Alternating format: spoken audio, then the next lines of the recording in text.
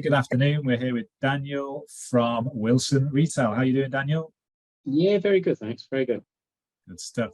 So yeah, if you'd like to kick off and just give us a bit of background as to who you are, what you do, and how long you've been doing it for, please. Well, I'm Daniel Wilson. We run, me and my brother, are the directors for Wilson Retail Limited, which is a company based in Scarborough that operates 17 one-stop franchise stores, and we operate one Creams franchise store. We've got stores Scarborough, Bridlington, Pickering, Thornaby, and soon to be stretching in sort of other areas as well, but predominantly northeast. Good. Thank you for that. So how long have you been doing that for? What sort of date do we go back for that Quite business? a long time. Quite a long time. 17 years now. So Yeah. Since July 2005, and I'm 41 now. So I think I was probably 24. I must be at 24 then, yeah, when it started. Yeah. So it was a An long time. early Yeah. start in the business career. Good stuff. So obviously those last those years have covered the pandemic. In terms of what that looked like for you as a business, what was the biggest impact?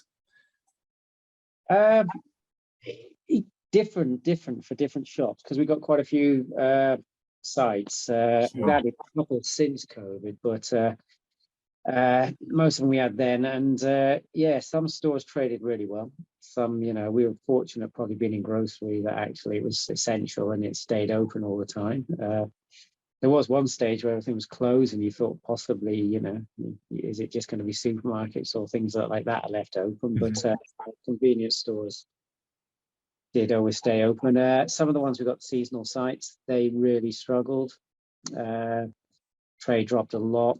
But some of the ones on estates and stuff, the trade really flew. The trade was excellent, and sort of a mixed bag. I'd probably say overall we probably did better than we did worse. But and it just different challenges as well. I mean, some of the managers, I think it was at least one manager, two in the end, actually had to be put off, so they had to isolate.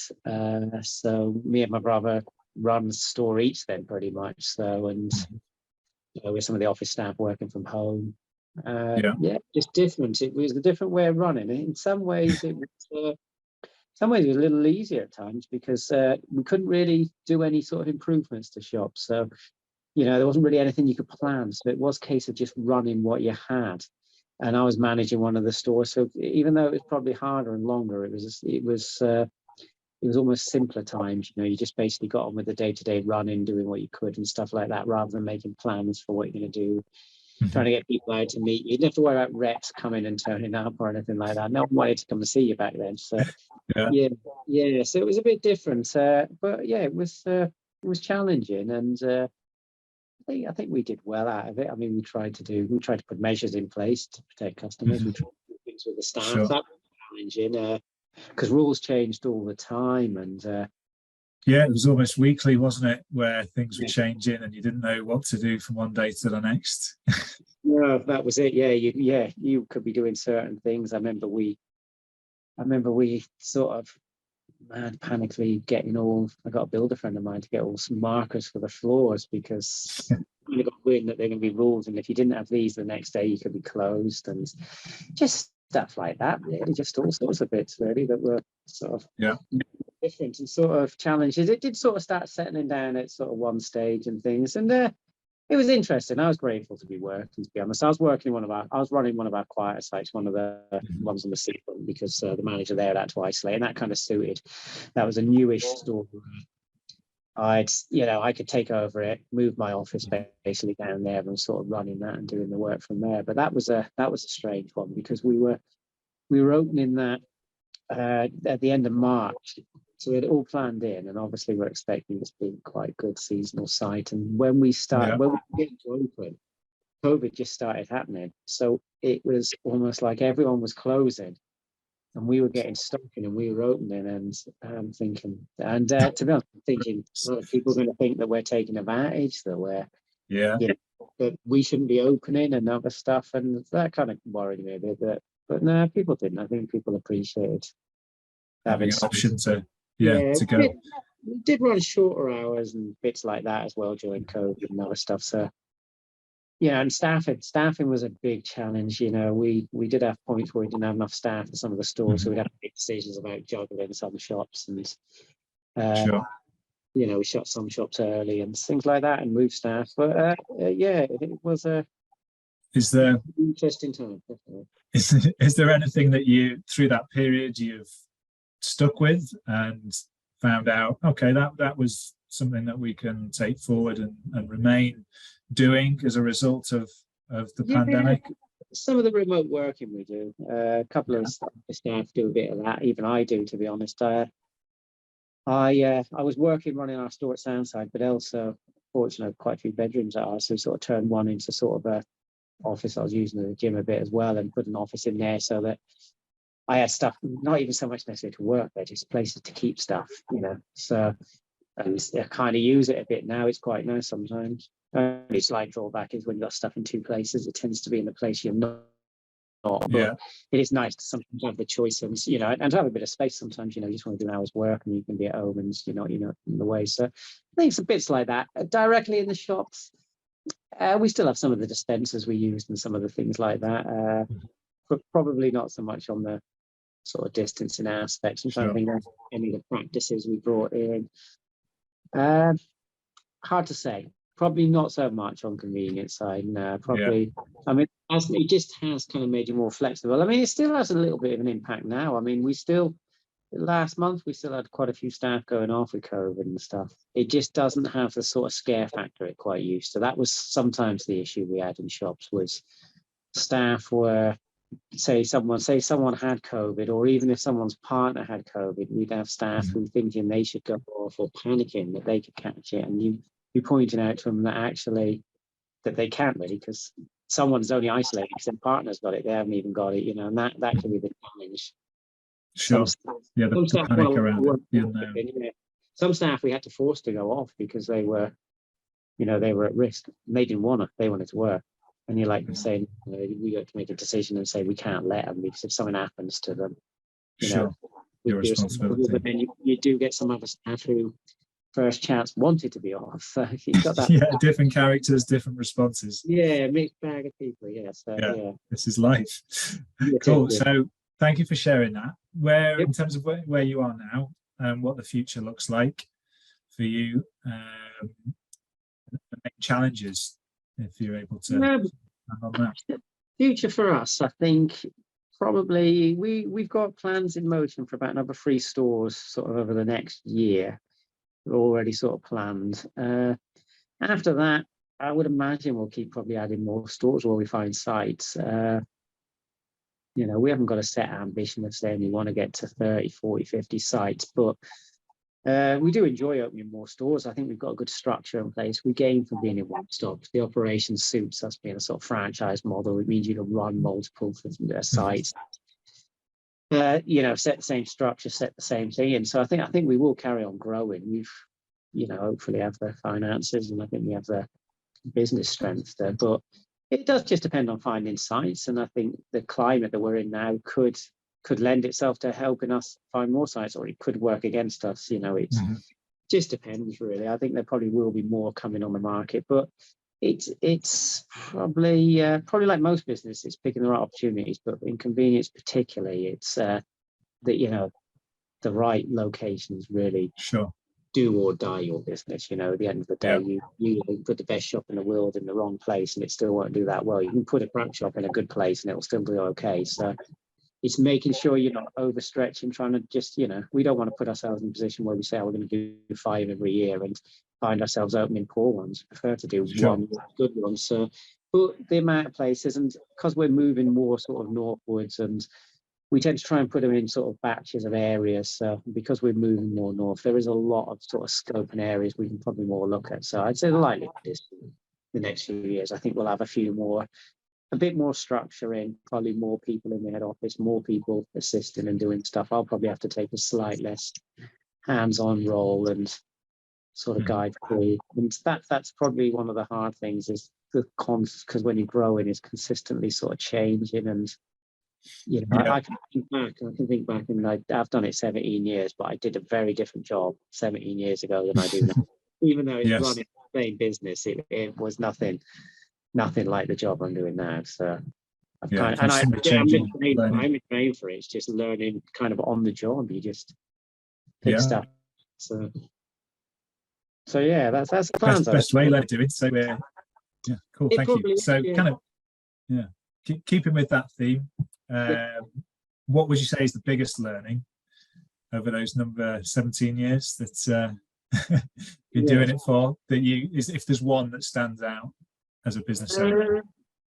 Probably the biggest I'd probably say is the fact, probably not so much, and I probably get this a lot more now, and it's not such a big thing, but early on, coming from what I used to do and stuff and going into running shops, is that you are in charge and responsible for everything, that it all stops with you, and that, you know, you literally, even though we'd only took on one shop then, it was quite a lot of responsibility, quite daunting, you know, everything was down to you, you know.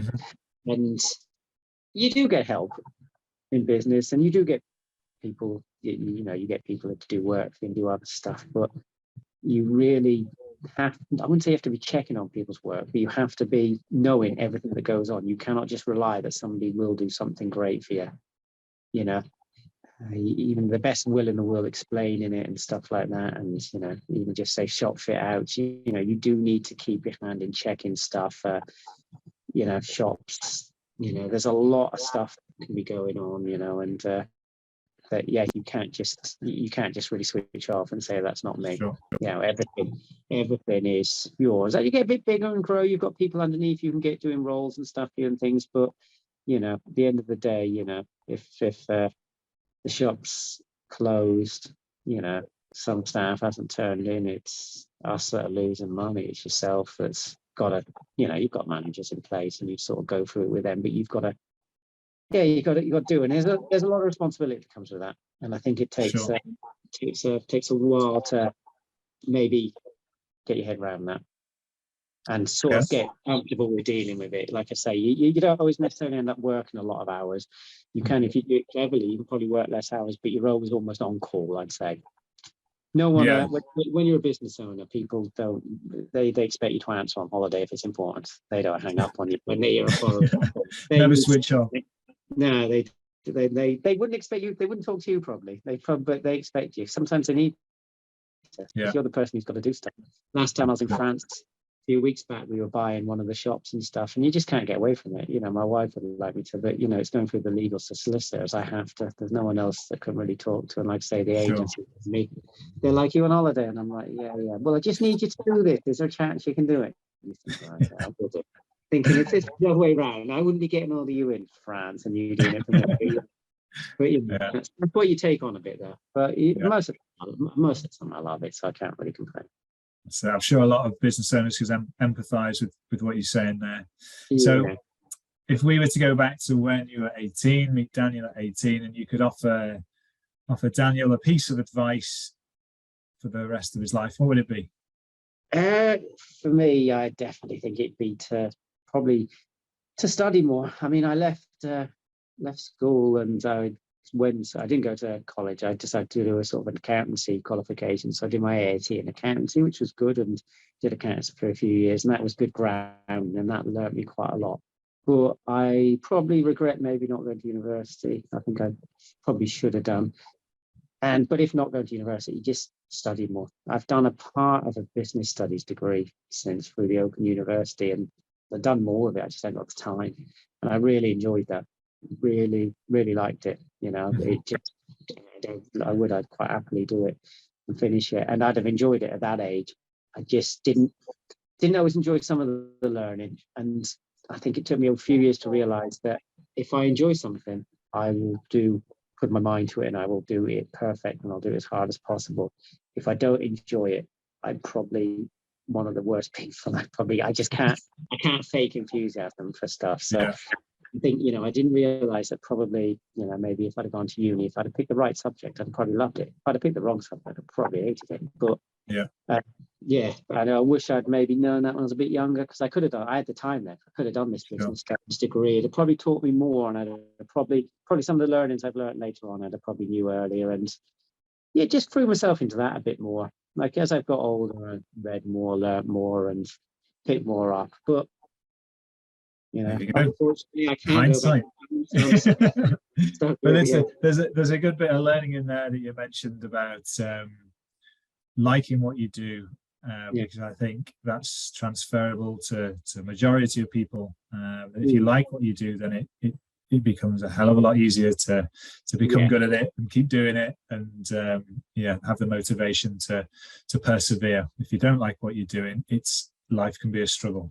Yeah, I mean, that said, there is bits of the job you don't always like. I mean, I get that one of the frustrations is you get so much sort of junk things, statistics, other stuff to fill out, and God, and things like that. That can be frustrating. So there is bits you don't like, but yeah, most of the majority of the job. And I'd say I'd probably agree when people say if you like what you do, you really don't work that much. It's not work. Enjoy it, and yeah, that's what I think I'm lucky with and fortunate. I do really enjoy what I do. It's kind of exciting. That's probably why we'll open more shops. Find it interesting, kind of like setting them up. Like I enjoy running the existing ones, but there's always there'll be more excitement and something new in there. Great, yeah, I can empathise with that. So lastly, are there any, I mean, you mentioned about the opening of shops and things, are there any latest news that you'd like to share? Anything else around the business with what you're doing? Yeah, I mean, we do share a bit on LinkedIn, so some stuff I think we've put on, but we've got a store that we're doing in Brandon that was an ex-Sainsbury's store that One Stop sort of helped us get, to be honest. It wasn't one we managed to totally get ourselves. It kind of come through them a bit, but we're taking that on. That should be a good site. Previously was. Probably didn't suit Sainsbury's, but still a very good site. So opening that hopefully in the next 2 months, I'd say, really. We've got the lease nearly done now, so we're starting to plan. We've got a store we're buying off a one-stop retailer up in Goodsborough, which should go through in September. So that'll add another one. That's a nice store, nice area. It's a nice steady store and kind of a bit different. So we do open a lot of new ones, so it's kind of more of a guarantee. We know what it'll trade at. Really, it's a one-stop already.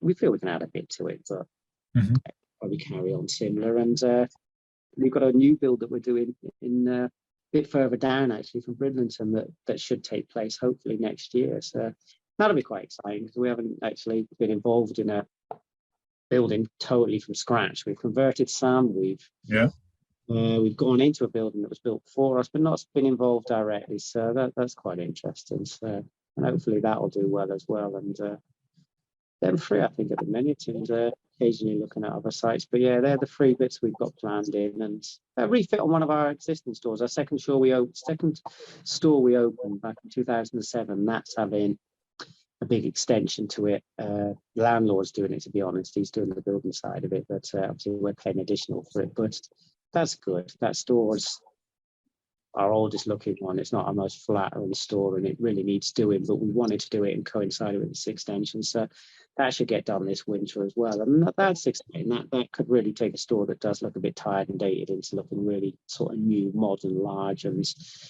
sort of more suitable for how we trade now. Years ago we used to be in Nisa, and it was a bit different. We used to get stock delivery on pallets. Now we take them all on cages, so we didn't quite require sort of storerooms where you could push cages in, whereas now we do and stuff, and that store isn't set up for that. It has to handle deliveries, which is time consuming. So all them bits will make it a lot more interesting. So yeah, there's the main plenty going on. Yeah, plenty. I mean, we're kind of pushed as well. I mean, we're looking to do things ourselves. We're kind of pushed a bit from One Stop as well. I think they want us to sort of, and I say we want to as well, some of the awards, the competitions that are they're the retail awards, things we've never really had time so much for. We've put our name forward for a few bits as well. So there's things like that as well. Obviously, it's good PR for our company. It's good PR for One Stop. So there might be, we're lucky, or if we've done well enough, we might end up picking something up there, which will be exciting. I've always kind of looked at it and thought, well, will it add more trade? Will it add more customers? And I've always kind of thought probably not. So we've never took as much notice. But I think I have noticed for staff and managers when I mentioned to him, I think the encouragement and sort of the probably you know, if they get involved and they win the award, probably the pride they feel can actually probably make them feel more proud about their shop, which may will encourage more trade. So maybe there's a side to that I didn't see. So yeah, there'll be an impact there, I'm sure. yeah, that's it. So we could probably get more involved in them sides as well. And so yeah, we got quite a few plans, and probably other rollouts as well. We don't use self-service tills. We've got a self-service section put in our newest store we got moved over the road, so that's got it ready. Got plans for another 4 sites to sort of trial them as soon as they're ready. So, and as long as they work well and things like that, we'll try and roll them into a few of the busiest stores as well, just so we can kind of keep staff in course sort of similar, allow the staff that are there more time to sort of fill up and things like that. I mean, it's as much as we're doing well and growing, there is a rising cost that we've got to be wary of, and all this, you know, all the sort of cost of living crisis, you know, costs will rise, sales may not. So we, you know, if we can keep our costs down by using self-service to help staff work more efficiently. So we're always looking at stuff like that as well, new machines, new things. So we're kind of, it's nice being, we've got a few shops, but it's nice being a small business because smallly run, because we can decide things in a day. So, you know, we are taking some new machines, and we only talked about it last week, and we've already got planned in for 2. So, you know, I say these things to you, that we could look at another site next week and be signing on.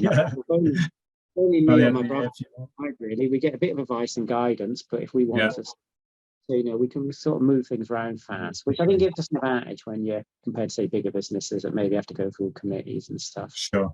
Good stuff. Great, yeah. So well, brilliant. Thank you very much, Daniel. It's been an absolute pleasure listening to your journey so far, and thank you for your time. No, great. Nice to speak to you. Thanks.